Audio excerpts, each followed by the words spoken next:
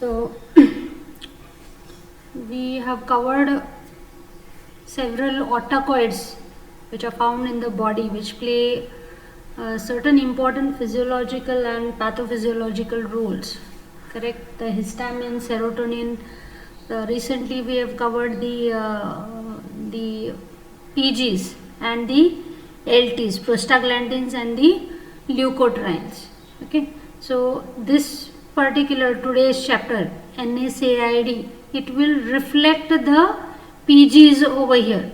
Okay, because the mechanism of action involves the inhibition of the PG synthesis. Okay, so most of the things which we have covered under the prostaglandins will be reflecting again over here.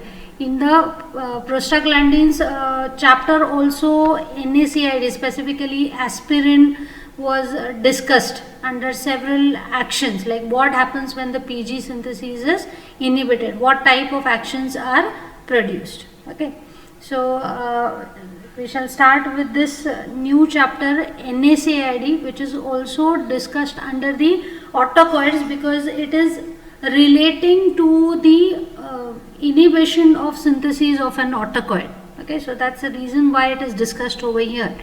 Okay, actually these are the analgesics. Okay, analgesics, antipyretic and anti-inflammatory drugs. Okay, under the opioid analgesics also we had come across this term NSAIDs as non-opioid analgesics. Okay, or non-narcotic analgesics. Okay, but the reason they are discussed under autocoids is because of its relation to the autocoids. Okay, the mechanism of action of these NSAIDs.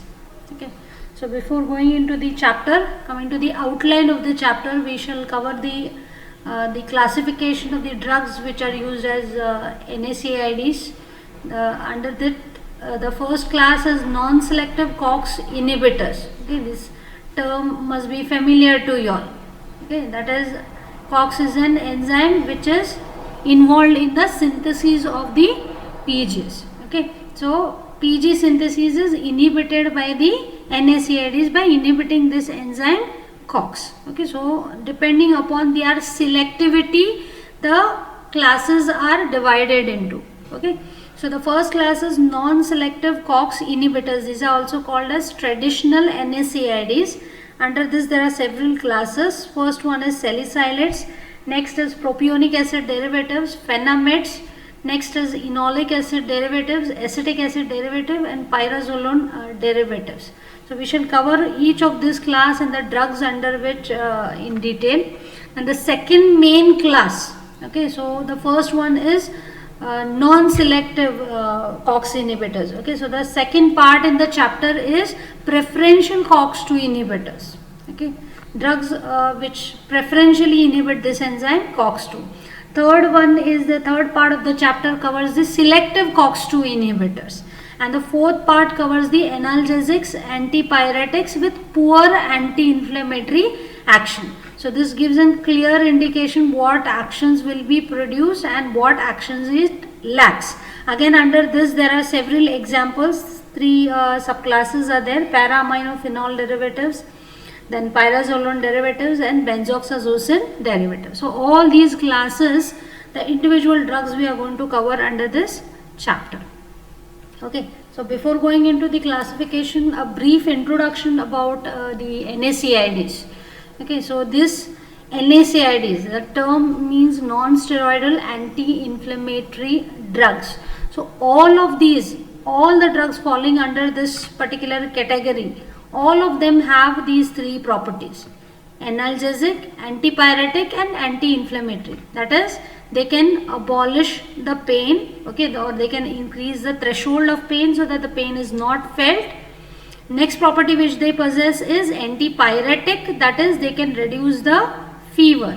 And the third property which they possess is anti-inflammatory action, that is, they can abolish the or control the inflammatory response. So all of these drugs which are falling under this category have all the three properties, but in different measures. Okay, that is all are not very good analgesic, antipyretic and anti-inflammatory. As we have seen in the last class, they have poor anti-inflammatory property. They have analgesic property, antipyretic property, but poor anti-inflammatory property. Okay, so likewise they may differ in their potency with respect to these three actions, but all of them have these three properties. Okay, now we have covered the opioid analgesics. There are certain differences in between these opioid analgesics and these non-narcotic analgesics, as they are called as. Okay, so over there also we had discussed this point. So just to brief on, in contrast to morphine or morphine-like drugs, that is opioid analgesics, these NSAIDs, they do not depress the CNS. We have seen under opioid analgesics they depress the CNS. But NSAIDs, they do not depress the CNS.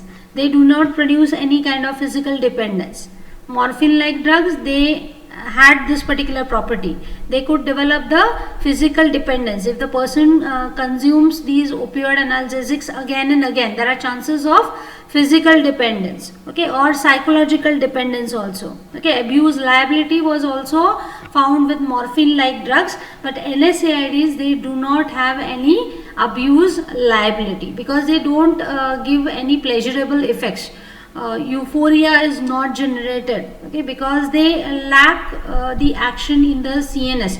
Prominent action on the CNS, that is sense of well-being, cannot be produced by NSAIDs. That is the reason why they do not have any abuse liability. And when you compare these NSAIDs with the opioid analgesics, these are weaker analgesics. Okay, so higher doses may be required to produce the same degree of analgesia, and localized pain can be effectively controlled by these NSAIDs. Okay, except for the inflammatory pain, these drugs can very well control the pain which is associated with the inflammation. Otherwise, these are weaker analgesics as compared to the opioid analgesics. Okay, and these are also known as non-narcotics. This, of course, we had discussed over there under opioid analgesics.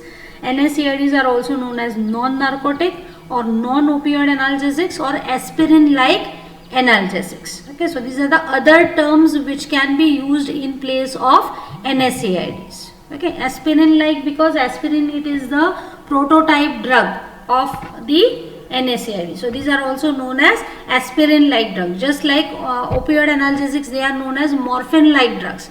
Similarly, these NSAIDs are known as aspirin-like drugs. Okay, and mainly these particular drugs, they control the pain by certain peripheral pain mechanism. So they mainly affect the peripheral pain mechanism, so that the pain is not carried or it is not reaching up to your CNS. So the pain perception is abolished over here. Okay, but to some extent recently it has also been found that pain threshold is also raised in the CNS. Earlier it was thought to be acting only by peripheral mechanism. Okay, but recently it has been found that they have certain activity at the CNS level or at the spinal level also, or in the brain also. Okay, so these drugs quite commonly used. Okay, and these are also available as over the counter drugs. That means without prescription also these particular drugs are available. If you go to a pharmacy and ask for a paracetamol tablet, okay, paracetamol is an example of NSAID, so nobody is going to ask you for a prescription. Okay, paracetamol is easily available. So most of the drugs under this category, they are the over the counter medications. Okay, and most commonly utilized, you'll find paracetamol almost in every house. Okay, quite a widely used and quite a popular drug this paracetamol is, which belongs to the NSAID category. Okay, so with this brief introduction, we shall move on to the classification. Okay, so as under outline also we have discussed that there are four main classes. Okay, so the first one is non-selective COX inhibitors, which are also known as traditional NSAIDs. Okay, so as the name implies, non-selective COX inhibitors, meaning These can inhibit the enzyme COX, both the subtypes, non-selectively. Under PGs, we have seen that enzyme COX exists in two forms, COX-1 and COX-2. COX-1 is constitutive enzyme, okay, and COX-2, it is basically involved in the pathological conditions. Okay, so PGs which are synthesized by COX-2 are mainly involved in the pathological conditions, whereas COX-1 generated PGs, they are mainly involved in the housekeeping functions, normal physiology of the body. Okay, so these drugs which are falling under this particular first class, they are non-selective in inhibiting this both the types of COX. That is, they can inhibit COX-1 as well as COX-2 equally. Okay, so under this, the first class is salicylates. Example is aspirin, which is discussed of course in detail as a prototype drug. Then the second class is propionic acid derivatives. Examples are ibuprofen, naproxen, ketoprofen, flurbiprofen. Third class is phenamate. Example is mefenamic acid. Fourth class is enolic acid derivatives. Examples are piroxicam and tanoxicam. Fifth class under these non-selective COX inhibitors is acetic acid derivatives. Examples are ketorolac, indomethacin and nabumetol. Sixth class is pyrazolone derivatives. Examples are phenylbutazone and oxyphenbutazone. Okay, so that's the first class.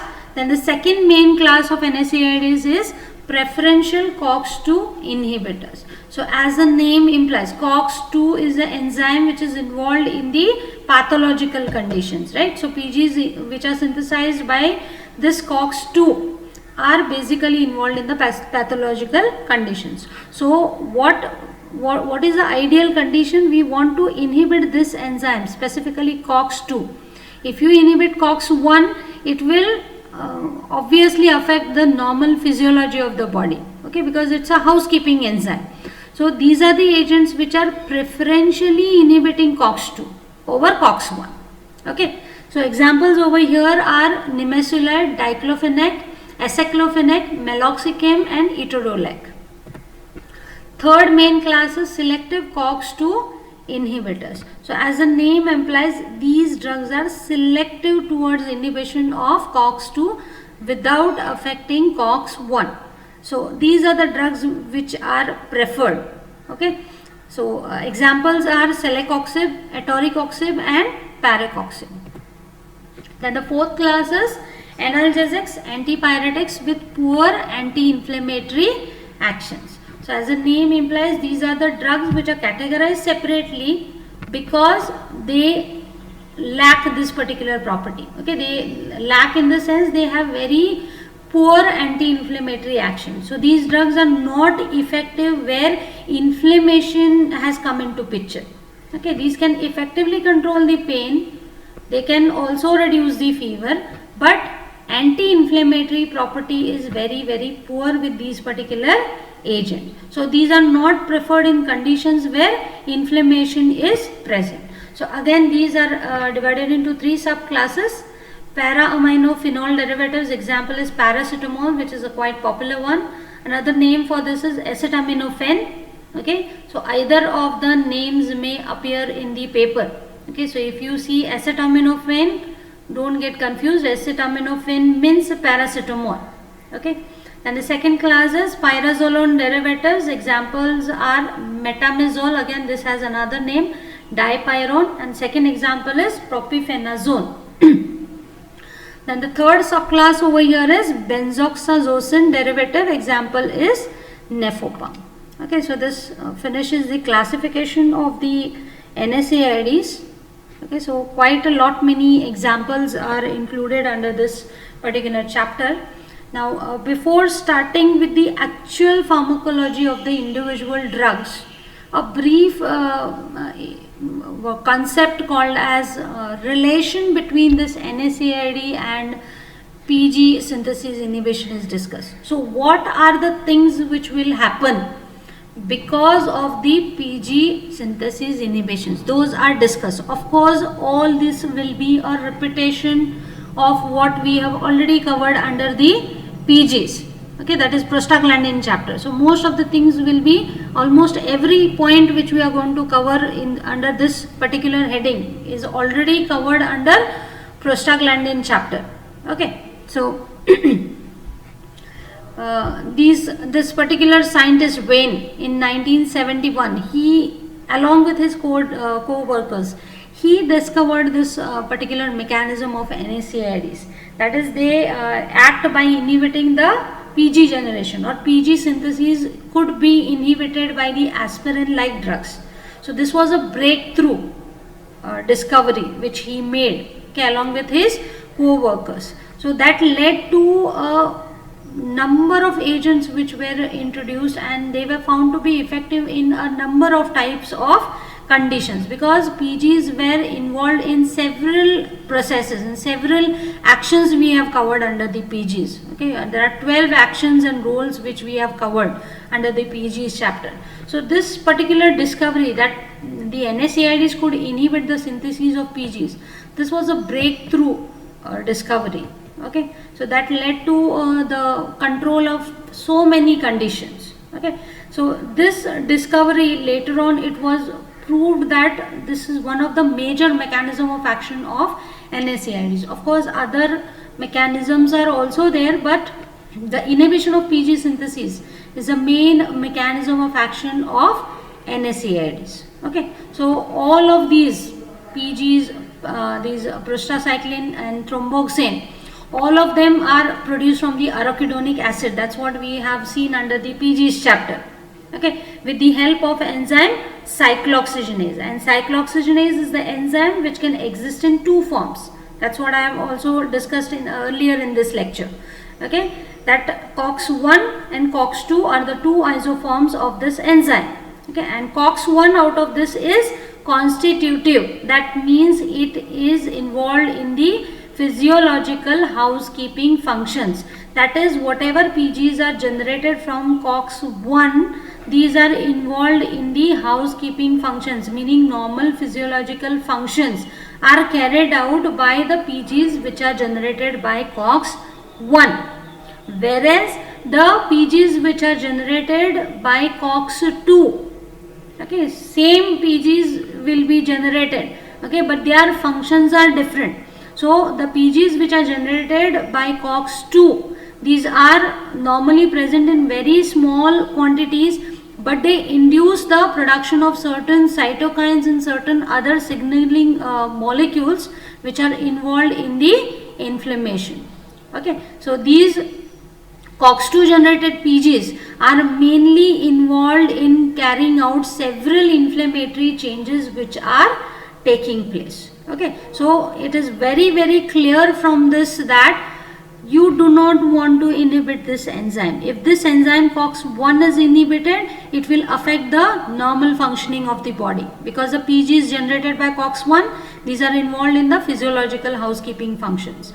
Whereas COX-2 inhibition, it will effectively control the inflammatory changes, because COX-2 mediated PGs are generally involved in the generation of several substances which are responsible for the inflammatory changes. Okay, but in certain cases this COX-2 is also constitutive. Okay, that is in some sites of brain, or in the fetus, or in the juxtaglomerular cells in the kidneys. So here this COX-2 plays a constitutive role. Okay, at very limited conditions, this COX-2 is acting for normal physiological functions. Okay, majorly it is the COX-1 mediated PGs which are taking care of your housekeeping functions. Okay, so as under classification also we have seen about the NSAIDs, they can inhibit most of the NSAIDs, they can inhibit both of these COX-1 and COX-2 non-selectively. But there are certain agents also which have been discovered which are selective towards inhibition of COX-2, and these are the agents which are preferred. Selective COX-2 inhibitors are the ones which are preferred, because COX-2 mediated PGs are the ones which are involved in the pathological conditions. Okay, again the mechanism also we have already covered under the chapter PGs. Okay, aspirin, it acts by inhibiting the enzyme COX irreversibly. Okay, so once aspirin acts on COX, that enzyme is permanently inhibited unless and until new enzyme, new COX is generated. PG synthesis will not be taking place again. Okay, because aspirin it can inhibit this enzyme irreversibly. By, now what is the mechanism, how it will inhibit this enzyme irreversibly? That's by acetylating one of its serine residue. The serine residue on this enzyme COX is acetylated by this aspirin. Okay, and this particular inhibition, it is a permanent one, it is an irreversible one. So the COX activity will return. This enzyme COX activity, that is its PG synthesizing capacity, it will be returned only when new COX enzymes are generated. Okay, so this is to do with the mechanism of action of aspirin. Whereas other NSAIDs, all the other NSAIDs, these are competitive and reversible inhibitors of COX. Okay, that is, for the time for which these NSAIDs are bound to these enzyme COX, the enzyme activity will be inhibited. Okay, so once the NSAID dissociates, when it leaves this particular enzyme, when it is dissociating from this enzyme's activity will return back. Okay, so it will be able to synthesize the PGs again. So this depends upon the properties of the individual NSAIDs. Okay, some are more prominent in inhibiting, some they are less. Okay, so it depends totally upon the particular agent, whereas aspirin can inhibit this enzyme irreversibly. Okay, so with this brief introduction, let us start with what are the consequences which are taking place because of this inhibition of the enzyme COX. Okay, the first is the analgesia. Okay, so first property of your NSAIDs is it produces the analgesia. Now why it is producing analgesia, meaning algesia means pain. So analgesia meaning absence of pain or abolition of pain. Okay, so now why this analgesia is produced? That's because PGs induce the hyperalgesia. That's what we have seen under the chapter prostaglandins. Okay, so they sensitize certain efferent nerve endings, free nerve endings are sensitized so that the pain carrying efferent neurons are stimulated and the pain is felt, or hyperalgesia is felt. Okay, that is normal stimulus which is not able to induce the pain, that will also start producing the pain. So that condition is known as hyperalgesia. Okay, so NSAIDs, by inhibiting the PG synthesis, it can block the painful sensation. Okay, specifically that which is associated with the bradykinin or TNF alpha or interleukins. Okay, and certain other analgesic substances. Okay, so those which are mediated through the COX-2. Okay, by inhibiting this enzyme COX-2, all the painful sensations can be blocked by the NSAIDs, and it is mainly the peripheral component which is involved, and mainly it is the inflammation associated pain which is mainly controlled by the NSAIDs. Okay, recently it has also been found that the central component is also involved, that is it acts at the spinal level and in the brain also to increase the threshold of pain. Then the next property is antipyresis. Okay, so these NSAIDs, they also are able to reduce the body temperature in fever. Okay, now why this fever is produced? It's basically associated with the some kind of infection, mainly the systemic infection if it has taken place. Okay, or tissue injury. Okay, so there are certain pyrogens which are generated. Okay, so these includes interleukins, TNF alpha, interferons. Okay, so all of these may induce a PGE production.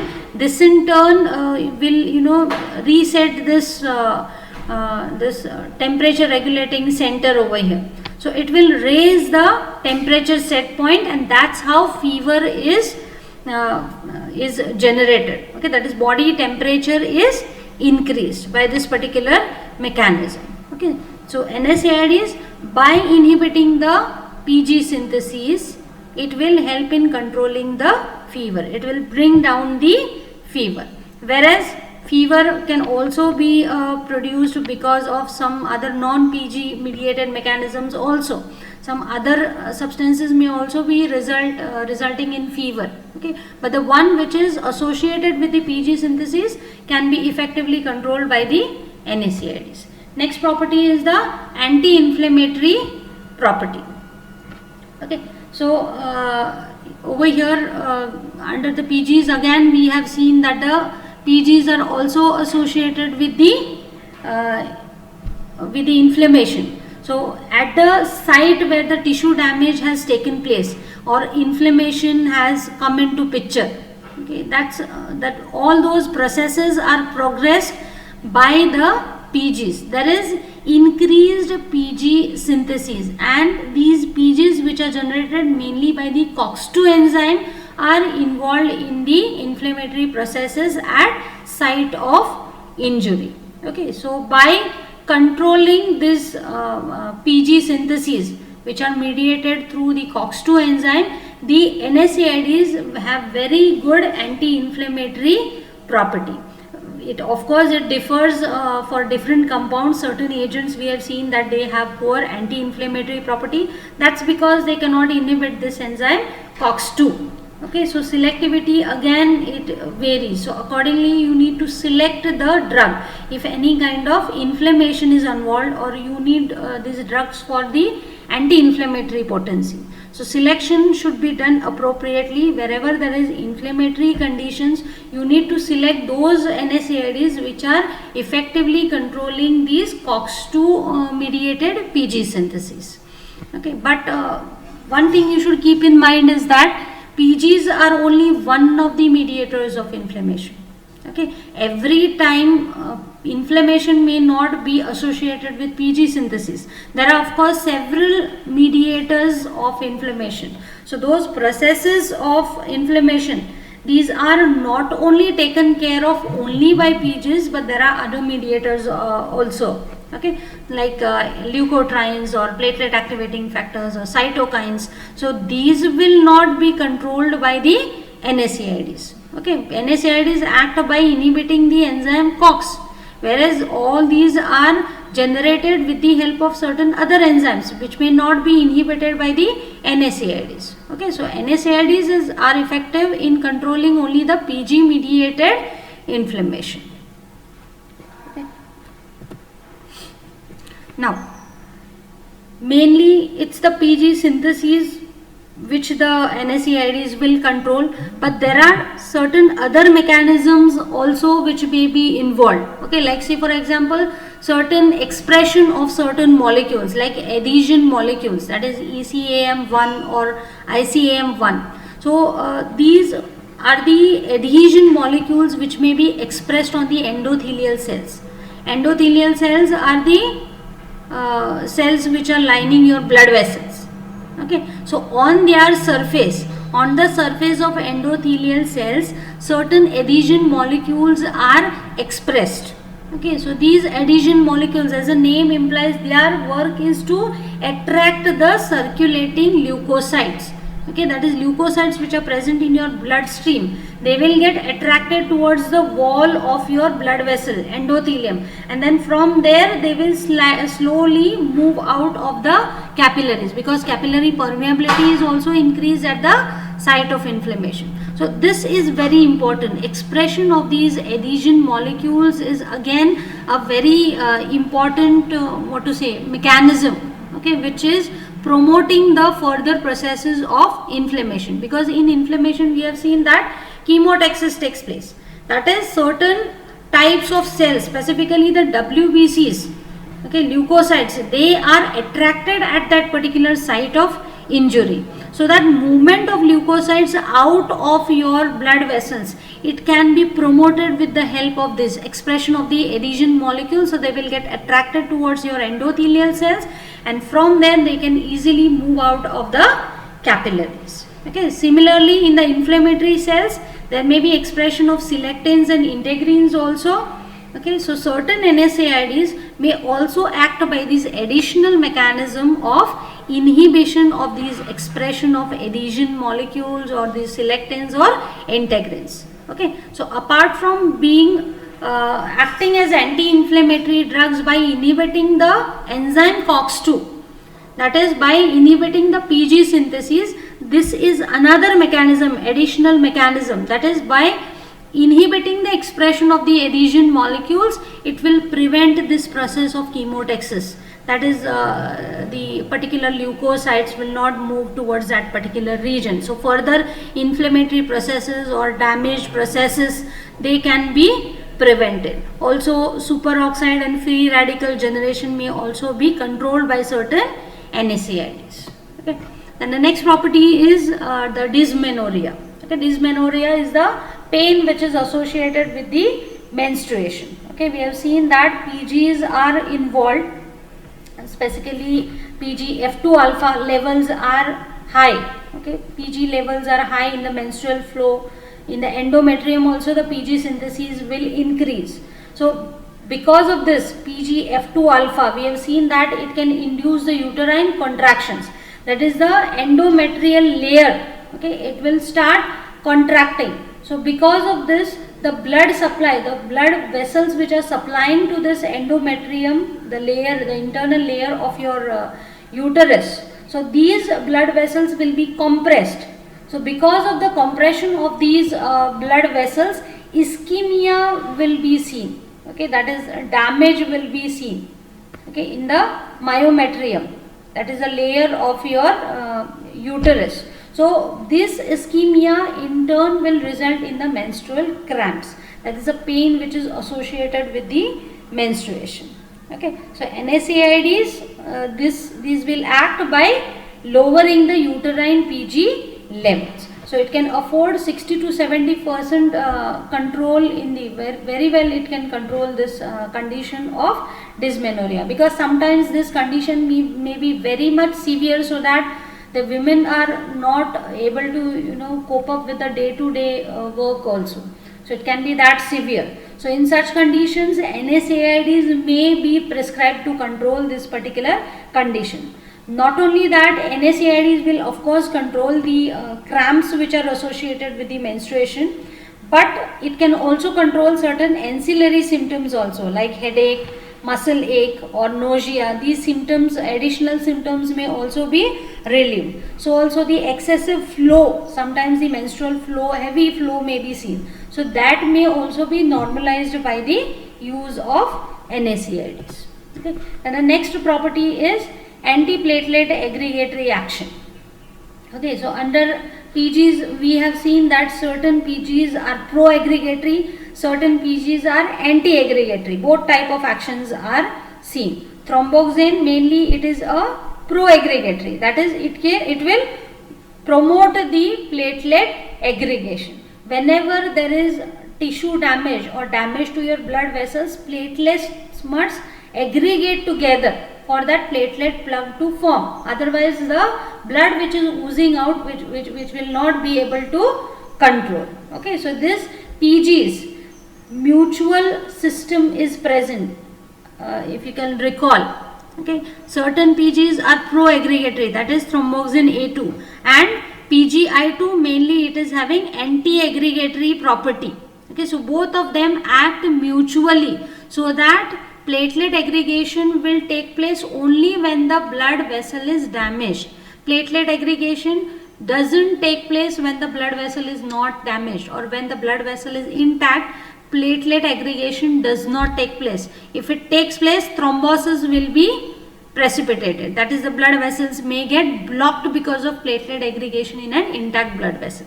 So these conditions are prevented by mutual action of both these types of PGs. Now NSAIDs, when they are prescribed, they will inhibit the synthesis of both these type of the PGs, right? Thromboxane A2 synthesis will also be inhibited, and PGI2 synthesis also will be inhibited. But these NSAIDs have more prominent action on the synthesis of thromboxane A2. Okay, it's mainly the pro-aggregatory thromboxane A2 synthesis which is getting affected. Okay, so what will happen if there is any kind of damage to your blood vessels? Platelet aggregation will not be able to take place because NSAIDs have inhibited the synthesis of thromboxane A2 mainly. Okay, so in the therapeutic doses of these NSAIDs, it will inhibit the platelet aggregation. So bleeding time will be prolonged. If at all there is any kind of damage to your blood vessels, blood will ooze out and the platelet aggregation will not be able to take place, so that the blood clot will not be able to form very easily. Okay, so bleeding time will be prolonged in such individuals. Okay, and it is having, aspirin is having even more prominent action because it is acetylating this enzyme irreversibly, and that too before it reaches the systemic circulation. Portal circulation is the pathway where the aspirin is getting absorbed and moving towards your liver, entering into your systemic circulation. Okay, but while aspirin is in the portal circulation, before it reaches your systemic circulation, it is deacetylated, okay, by the first pass metabolism. So it is acetylating this particular enzyme in the portal circulation itself, okay, before it is getting deacetylated by the first pass metabolism. Okay, so it is very quick in inhibiting this particular enzyme, and that too inhibition is irreversible. That is why aspirin, it has a very good anti-thrombotic activity that can even last for several days, because new enzyme has to be generated for the COX activity to come back. But surgical bleeding is a risk. Okay, remember I had told you all under the PG's chapter, if at all a person is on aspirin, continued treatment or regular treatment of aspirin, if there is any kind of surgery which is supposed to be carried out, aspirin treatment supposed to be stopped at least 1 week before the surgery. Okay, otherwise the bleeding complications may take place during the surgery, because aspirin inhibits this enzyme irreversibly. Blood will not clot because thromboxane synthesis will be inhibited. So platelet aggregation will not take place and bleeding complications may be enhanced. So this is the reason such kind of questions may be asked for justification in the papers. Okay, so you should be ready with the explanation why it is so, why aspirin treatment needs to be stopped 1 week before the elective surgery. Such kind of questions may be asked. Okay, then the next property is ductus arteriosus closure. Okay, so this also we had discussed under the PGs, that during fetal circulation there is a shunt in between your pulmonary artery and the aorta, and that shunt or that connection is known as ductus arteriosus. And this ductus arteriosus is kept patent, that is, it is kept open by local synthesis of PGE2. It is synthesized over here. So this PGE2 which is synthesized in the ductus arteriosus helps to keep it open throughout the fetal circulation, because the blood should not, it actually should not reach the lungs, because the lungs are not functional in the fetal life. Okay, and as the baby is born, immediately after the birth, an unknown mechanism switches off this synthesis. This synthesis of PGE2 which takes place in this ductus arteriosus, it turns off, okay, after the birth, and this ductus arteriosus automatically closes after the baby is born. But sometimes this closure may fail to occur, and if it fails to occur, once the baby is born, the oxygenated and the deoxygenated blood will get mixed together, because this is the connection in between the pulmonary artery and the aorta. So both the types of bloods will get mixed together, and that can create a problem. Okay, so in case if this ductus arteriosus closure does not take place after the baby is born, small doses of indomethacin or aspirin can be administered, which will help in closure of this ductus arteriosus by inhibiting the PGE2 synthesis by COX-2. Okay, by inhibiting this COX-2, PGE2 synthesis will be inhibited and ductus arteriosus closure will take place. However, one care is supposed to be taken is that NSAIDs should not be administered in the late pregnancy. Okay, that is, if you administered this NSAIDs during the late pregnancy, what will happen? PG synthesis will be inhibited and ductus arteriosus closure will take place during fetal circulation. Okay, and that should not take place. Okay, so premature closure of ductus arteriosus may take place if NSAIDs is administered during the late pregnancy. Okay, and also the postpartum hemorrhage, that is there are high chances of more bleeding which may take place after the childbirth. Okay, so that is also more likely if the NSAIDs are prescribed during the late pregnancy. So this is a contraindication. NSAIDs are contraindicated during the pregnancy. So this is the reason. Okay. The next is the parturition. Parturition is the act of childbirth. Okay, now why the labor is induced at terms, that is after completion of the 9 months, there is a sudden spurt of PG synthesis, sudden increase in the PG synthesis by the uterus.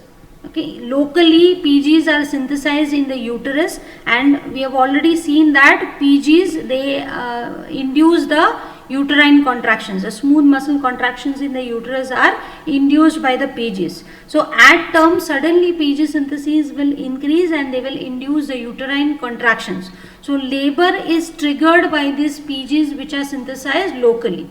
So it will help in triggering the labor and progression also of the labor. So it will help in childbirth, the PG synthesis. Okay, but sometimes this labors may not be induced spontaneously. Even after completion of the 9 months, sometimes labors are not triggered. So this particular thing may be, it may be worsened if the NSAIDs are given. Okay, usually to promote the labor, PGs are administered, prostaglandins are administered if the labor pains are not instituted. And supposing if NSAIDs are prescribed near terms, it will again delay the labor because it's the PG synthesis, local PG synthesis in the uterus which may trigger the labor and which may help in progression of the labor. So if you prescribe NSAID during pregnancy, especially at term, during the completion of the 9 months, if you administer NSAIDs, it may delay and even retard the labor. Okay. However, PGs are not the only mediators which will induce the labor, of course. Okay, it is not that only PGs are responsible for induction of the labor. Okay. Next point is gastric mucosal damage. Okay, so under the PGs we have seen that prostaglandins are ulcer protective, right? So they can enhance the mucus production, bicarbonate production. They can also reduce the acid and pepsin production. So these are ulcer protectives, your PGs. So imagine if you are giving NSAIDs, what will happen?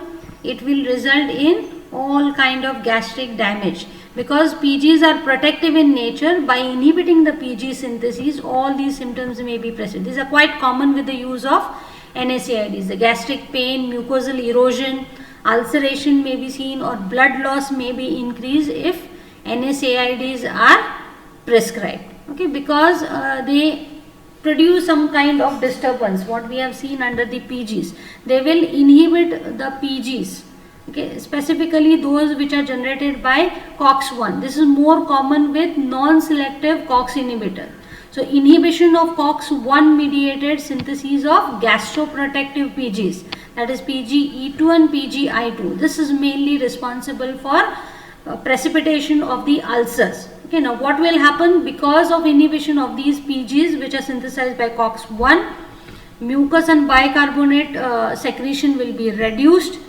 Acid production will be increased, so also blood flow is also enhanced by these PGs to your gastric mucosa. So that also will be reduced. So since blood flow is reduced, mucosal ischemia will also be precipitated. Okay, so this is the reason why the NSAIDs are quite commonly associated with the precipitation of gastric erosion or gastric ulceration, because it is enhancing the aggressive factors and it is decreasing, or it is suppressing or containing the defensive factors in the gastric mucosa. That's why NSAIDs are ulcerogenic. Okay. Whereas paracetamol, it's a weak inhibitor of COX. Okay, so it is practically free of gastric toxicity. It is quite considered to be quite safer as far as gastric toxicity is considered. To avoid this gastric damage, sometimes the PG analogues may be given, misoprostol may be given along with the NSAIDs to avoid this gastric toxicity of your NSAIDs. Okay, the next is the renal effects. Okay, so certain changes may also take place in the kidneys. Okay, so now what are the conditions where PGs are synthesized? Okay, hypovolemia, that is decrease in the blood volume, decrease in the renal perfusion, that is blood flowing towards your kidney if it reduces, or if there is decreased sodium loss. This will induce the PG synthesis in your kidneys. Renal PG synthesis is promoted by all of these conditions. So because of this increase in the PG synthesis, there are some internal adjustments which may be made in the kidneys. Okay, so these internal adjustments, these include vasodilatation. Okay, so the local PG synthesis which takes place in the kidney, it will bring about some adjustments so that all these conditions can be cope up with. Okay, so it will result in vasodilatation. The local PGs which are synthesized, they will induce vasodilatation. They will inhibit the tubular chloride reabsorption. So along with this, sodium and water reabsorption will also be inhibited. Okay, so it will promote the sodium and water loss from the body. Also, it will oppose the ADH action, that is antidiuretic hormone. Okay, so their action will be opposed, so it will promote the urine output. Okay, so all these particular actions will be come into picture because of the increased PG synthesis in the kidneys. Now what NSAIDs will do, by inhibiting these PG syntheses, local PG syntheses in the kidneys, NSAIDs will produce certain renal effects. So these renal effects, these will be produced first of all by inhibiting this COX-1. It will impair the renal blood flow. Renal blood flow will be inhibited. Okay, because vasodilatation is produced, so this will be inhibited. So vasoconstriction will be produced, renal blood flow is reduced. So obviously when renal blood flow reduces, automatically the GFR is also reduced. Okay, so this can worsen the renal insufficiency. So this is another problem with the NSAIDs. Renal insufficiency may be worsened. Then juxtaglomerular COX-2 dependent sodium and water retention may take place. Okay, sodium and water will start retaining in the body. Okay, so there will be more and more sodium and water retained in the body. Again, NSAIDs, when they are administered continuously, papillary necrosis, that is necrosis may take place, that is tissue damage of your nephron may also be precipitated if there is continuous use of NSAIDs. So all these renal effects may be seen if NSAIDs are specifically administered on a continuous basis. Now normally all these effects will not have much problem in normal individuals. But suppose if the person is suffering from congestive heart failure or hypovolemia or hepatic cirrhosis, that is cirrhosis of liver, or some kind of renal disease, okay, or in patients who are receiving diuretics or antihypertensive, these may create a problem. Okay, there may be an excessive sodium and water retention, because of which edema may also be precipitated, and all these conditions may be worsened. So as far as possible, NSAID should be administered very much cautiously in all these patients. Okay. And next action is the anaphylactoid reactions.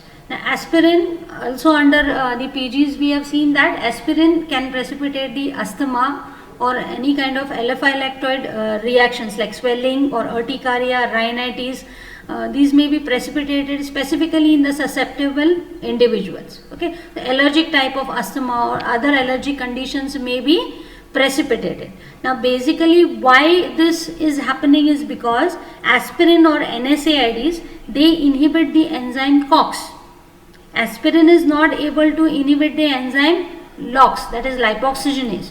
So NSAIDs, they will inhibit the enzyme COX. So what will happen is this arachidonic acid, it will divert it towards the LOX pathway, that is lipoxygenase pathway. And more what will be generated? LTs will be generated, that is leukotrienes will be generated. And as you are already aware of, these two, LTC4 and D4, these are the slow reacting substances of anaphylaxis. So these are mainly involved in the anaphylactoid reaction. So by aspirin, by inhibiting the COX, PG synthesis will be inhibited, but this pathway will be diverted towards the LOX and more leukotrienes will be generated, and that is the reason why such kind of anaphylactoid reactions may be precipitated, because more and more LTs may be generated. Okay, so I think we